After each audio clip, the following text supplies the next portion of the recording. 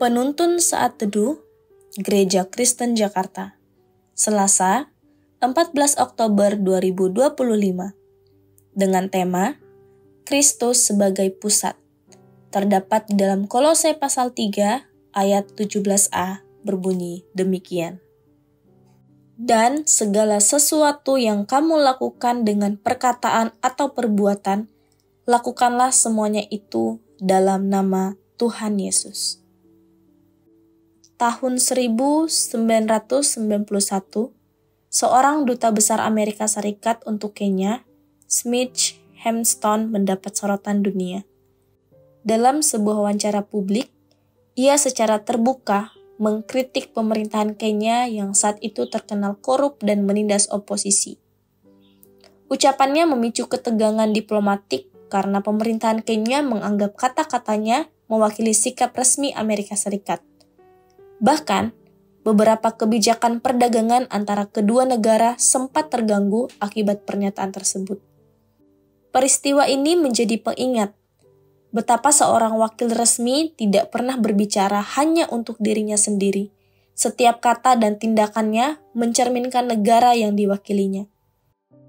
Sebagai orang percaya, kita adalah duta Kristus. Dunia melihat Yesus melalui apa yang kita katakan dan lakukan. Hal ini sesuai dengan peringatan Rasul Paulus dalam nas hari ini. Ia menegaskan panggilan hidup bagi orang percaya untuk menempatkan Kristus Yesus sebagai pusat segala sesuatu. Pada saat Paulus menggunakan istilah segala sesuatu, maka yang ia maksudkan bahwa seluruh aspek kehidupan orang percaya, dari yang tampaknya merupakan hal besar, sampai hal yang sederhana sekalipun, hendaknya dilakukan di dalam nama Tuhan Yesus. Dalam budaya Yunani, nama mewakili otoritas, karakter, dan perwakilan. Oleh karena itu, bertindak dalam nama Yesus berarti hidup di bawah otoritasnya, selaras dengan karakternya, dan demi kemuliaannya. Dengan demikian, ayat ini memanggil kita mengintegrasikan iman dengan seluruh kehidupan, sehingga Yesus tidak hanya menjadi bagian dari hidup kita, tetapi pusat yang menguasai dan menjiwai setiap perkataan dan perbuatan. Menjadikan Kristus sebagai pusat berarti menempatkan Dia sebagai alasan, ukuran, dan tujuan dari semua perkataan dan perbuatan kita. Sebelum kita berbicara, perhatikan apakah kata-kata tersebut sesuai dengan nama dan karakter Yesus? Sebelum kita bertindak, pikirkan apakah tindakan tersebut memuliakan namanya.